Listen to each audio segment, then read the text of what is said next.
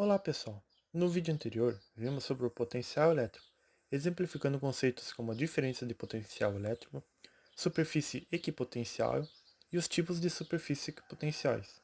No vídeo de hoje veremos sobre o trabalho da força elétrica. Sabemos que no interior do campo, todo corpo possui uma energia potencial, desde que ocupe uma posição específica em relação ao referencial. Na eletricidade, a energia potencial elétrica de uma carga eletrizada também depende da posição em que ocupa em relação a uma carga geradora do campo. Nos casos em que uma força desloca um corpo, dizemos que é a realização de trabalho, e caso não houver esse deslocamento desse corpo, não há a realização de trabalho. Na aula anterior, vimos que quando uma carga de prova pontiforme Q2 é colocada em um ponto P no interior de um campo elétrico de uma carga Q1, ela adquire um potencial elétrico Vp, definido pela fórmula que está no quadro. Também vimos que, nesse ponto, há uma distância d da carga Q1. O potencial elétrico pode ser calculado como a fórmula demonstrada no quadro. Então, se deduzirmos ambas as fórmulas, pode-se encontrar a energia potencial elétrica. Ela independe do sinal da carga de prova Q2. Sabemos que ela se desloca espontaneamente, no sentido da diminuição de sua energia potencial elétrica, mas isso não implica na diminuição do seu potencial. Agora, considere uma carga de prova Q2, deslocando-se de um ponto A até um ponto B, no interior do campo elétrico, exclusivamente sob ações de forças elétricas.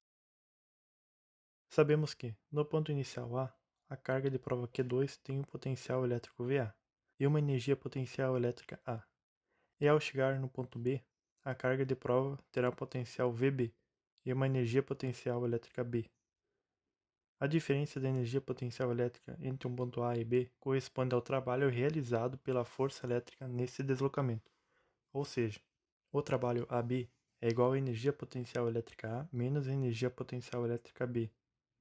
E como a energia potencial elétrica A é igual a Q2 multiplicado por VA, e a energia elétrica potencial B é igual a Q2 multiplicado por VB, então o trabalho AB é igual a Q2 multiplicando por VA menos VB, que é a diferença de potencial entre o ponto A e B.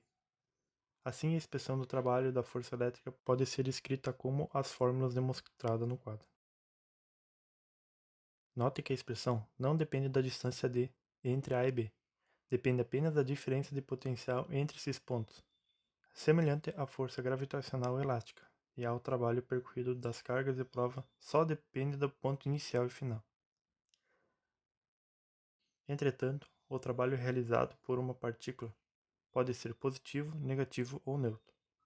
Para um trabalho positivo é quando a força elétrica age a favor do movimento de Q2. Para um trabalho negativo é quando a força elétrica age contra o movimento de Q2.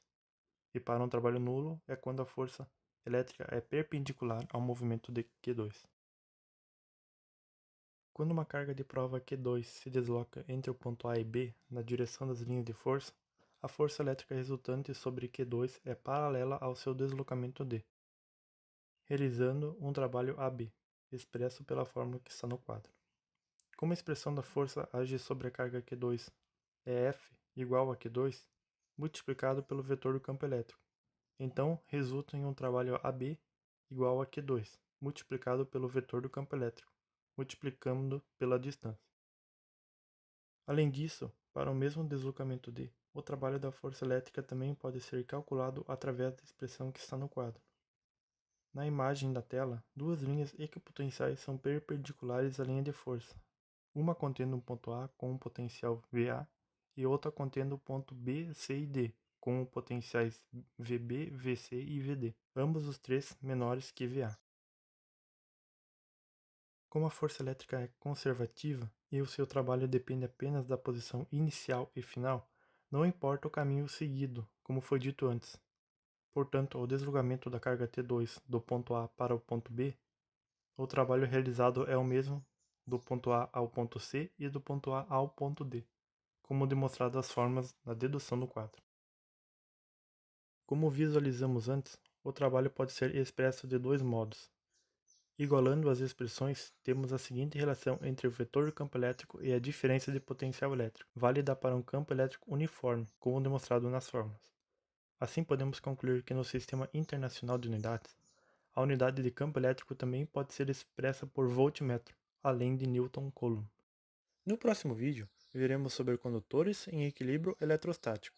Então até lá, continue aprimorando seus conhecimentos. Até logo!